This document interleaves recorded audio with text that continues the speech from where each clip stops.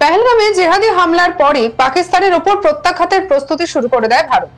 শুরু হয় জল, স্থল, আকাশ তিনটি ক্ষেত্র থেকে সেনা মহড়া।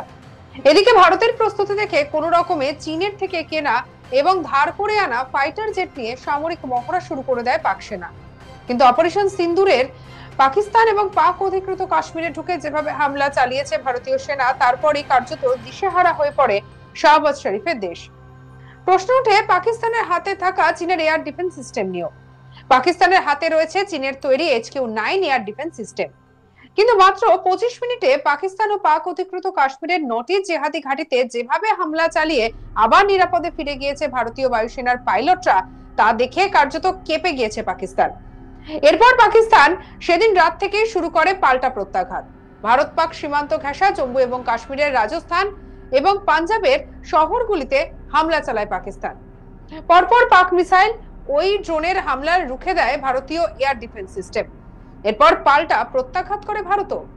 লাহোরে থাকা পাকিস্তানের এয়ার ডিফেন্স সিস্টেম নষ্ট করে দেয় ভারতীয় সেনার ড্রোন। এছাড়াও রাওয়ালপিন্ডি স্টেডিয়ামের কাছে থাকা পাক সেনার হেডকোয়ার্টারেও হামলা চালায় ভারত। এরপরে পাকিস্তান ফের হামলা চালায় অমৃতসর, জলন্ধর, জয়সলমীর, শ্রীনগর, এছাড়াও জম্মু কাশ্মীরের মতো শহরে পর পর পাক মিসাইল এবং ড্রোন উড়ে আসে। সম্পূর্ণ ব্ল্যাকআউট করে বেজে ওঠে সাইরেন। এদিকে পাকিস্তানের হাতে থাকা আমেরিকার F-16 এবং চীনের তৈরি JF-17 ফাইটার জেট ধ্বংস করে দেয় ভারত। চীনের তৈরি JF-17 ফাইটার জেট কিন্তু পাকিস্তানে বড় ভরসার জায়গা ছিল। তাহলে দেখা গেল যে ভারতের সঙ্গে সংঘর্ষে কিন্তু পাকিস্তানের হাতে থাকা চীনের অস্ত্র এবং প্রতিরক্ষা সরঞ্জাম পুরোপুরি ব্যর্থ হয়েছে। প্রসঙ্গত, বৃহস্পতিবার রাতভর পাকিস্তান ভারতের বেশ কয়েকটি জায়গায় ক্ষেপণাস্ত্র এবং ড্রোন দিয়ে আক্রমণের চেষ্টা করে, কিন্তু শক্তিশালী S-400 এয়ার ডিফেন্স সিস্টেম সেই হামলা মাঝ আকাশেই আটকে দেয়। পাল্টা জবাবে ভারতীয় সেনা করাচি পোর্ট পর্যন্ত হামলা চালায়। পাকিস্তানের একটি মার্কিন F-16 এবং দুটি চীনা JF-17 যুদ্ধবিমান সহ রাডার এবং ডিফেন্স সিস্টেমও ধ্বংস করে দিয়েছে ভারত।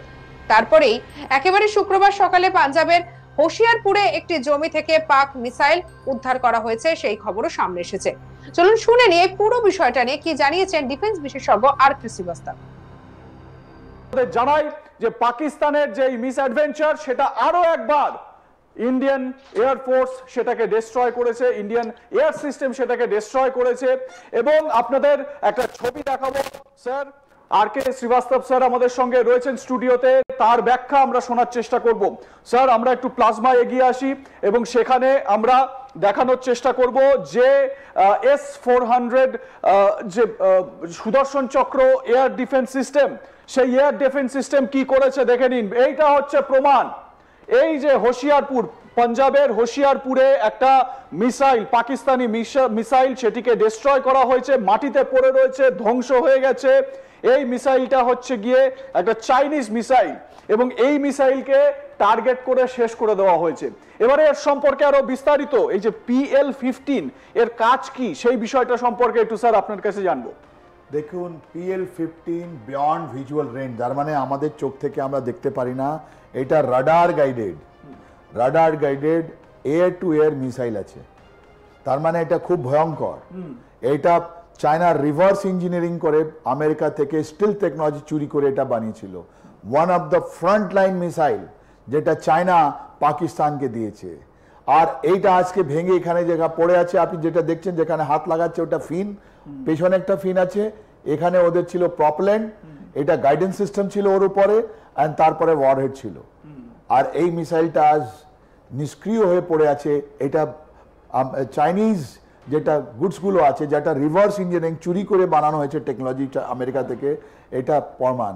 কত সুন্দরভাবে আমাদের বাংলাদেশি 17 কোটি ভাই বোনরা যারা দেখবে মনে উল্লাস হবে কি ওদের সঙ্গে আমরা যে 1971-এ যুদ্ধ করেছিলাম এরকমই অনেক জিনিস পাকিস্তান আর্মি আমার উপরে ফেলেছিল, আমরা শেষ করে দিয়েছি।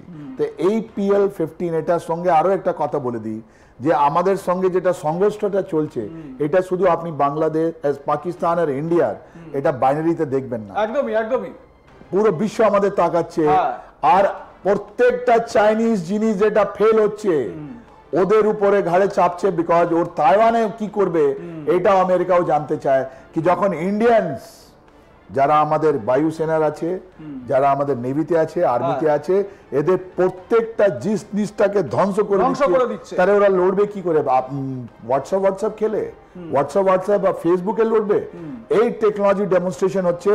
এই আজকে আপনি বাংলাদেশের মিডিয়াকে আপনি দেখাচ্ছেন, আই স্যালুট ইউ দ্যাট এরকম জিনিস, ক্রেডিবল জিনিস তোমার কাছে, এইটাই মিডিয়া।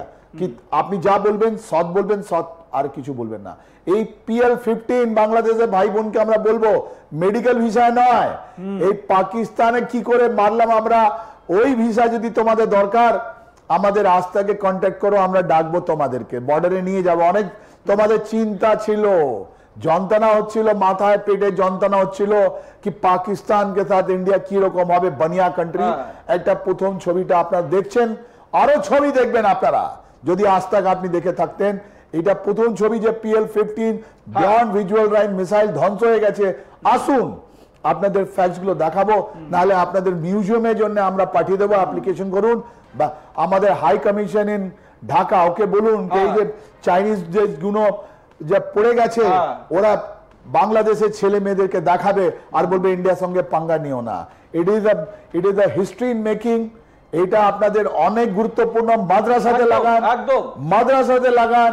মাদ্রাসা বাংলাদেশে যেটা আলিয়া অন্য যেটা আছে মাদ্রাসা, ওখানে লাগিয়ে দেখুন কি দেখো কি হলো পাঞ্জাবে বা পাকিস্তানে কি হলো, যখন ওদের মাদ্রাসা ট্রেন্ড লোক এটা বোমা বানাতে পারছে না, অপারেট করতে পারছে না, আর এটা পড়ে গেল।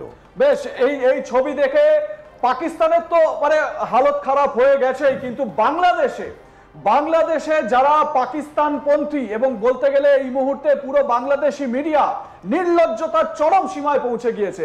এক এক করে পর্দা ফাঁস করব। এই ছবিটা খুব ইম্পর্টেন্ট। একটা মিসাইল, সেই মিসাইলটাকে কিভাবে আমরা শটডাউন করেছি, কিভাবে একদম মাটিতে মিশিয়ে দিয়েছি, সেটা দেখার দরকার আছে বাংলাদেশের। তার কারণ বাংলাদেশ যেভাবে অপপ্রচার চালাচ্ছে, তাতে করে এইটা হচ্ছে বাংলাদেশের মুখে একটা জবাব। এখনো পর্যন্ত পাকিস্তানের ওপর আমরা যে আমাদের যে অ্যাকশনগুলো নিয়েছি, সেটা কিন্তু একটা ট্রেলারও নয়, ট্রেলারের একটা ছোট্ট অংশ। এবারে একবার ভাবুন, যদি বাংলাদেশ অ্যান্টি ইন্ডিয়া বড় কোনো স্টেপ নেয়, তাহলে ইন্ডিয়া কি করতে পারে। আর বাংলাদেশের অবস্থান আমরা সবাই জানি। ওয়ার্ল্ড র্যাঙ্কে বাংলাদেশের আর্মি কোথায় আছে সেটা আমরা জানি, ইন্ডিয়ান আর্মি কোথায় আছে। তাই শুধরে যান। এখনো বারবার আমরা সতর্ক করার চেষ্টা করছি, শুধরে যান, ফল খারাপ হয়ে যাবে যদি বেশি বাড়াবাড়ি করেন। এবারে ওই মিসাইলটা আরো একবার দেখাবো, যেটা এই হোশিয়ারপুরে ভেঙে পড়েছে। এটা বাংলাদেশিদের দেখে নেওয়ার জন্য ভীষণ রকম ভাবে দরকারি, যারা ফেক নিউজের কারখানা চালায়। এই যে দেখাচ্ছি মিসাইলটা, এই সেই মিসাইল PL-15 মিসাইল, যেটা হোশিয়ারপুরে ভেঙে পড়েছে। এবং এই মিসাইলটি ভেঙে পড়েছে ভারতীয় যে এয়ার সিস্টেম রয়েছে, সেই এয়ার সিস্টেমের যে প্রত্যাঘাত, সেই প্রত্যাঘাতে। এই ছবিটা কিন্তু বাংলাদেশিদের বুঝে যাওয়া উচিত, এই ছবিটা দেখে, যে তোমরা এমন কোনো বড় কেউকেটা নও বা এমন কিচ্ছু নয়, তোমরা তোমাদের বক্তব্যের থেকে, তোমাদের যে অকাত তার থেকে বেশি কথা বলছো, সমঝে যাও। কিন্তু স্যার এখানে একটা প্রশ্ন উঠছে, সেটা হচ্ছে যে এই মুহূর্তে আমরা জানি বাংলাদেশ তো পুরোপুরি জামাতের হাতে। মোহাম্মদ ইউনূস জামাতের কাঠপুতুল, সেখানে মৌলবাদী যে সংগঠনগুলো, সেই সংগঠনগুলোর কাঠপুতুল। সঙ্গে রাখুন আজ তাক বাংলার ইউটিউব চ্যানেলকে। অন্যান্য খবরের জন্য লাইক, কমেন্ট, শেয়ার, সাবস্ক্রাইব করতে ভুলবেন না।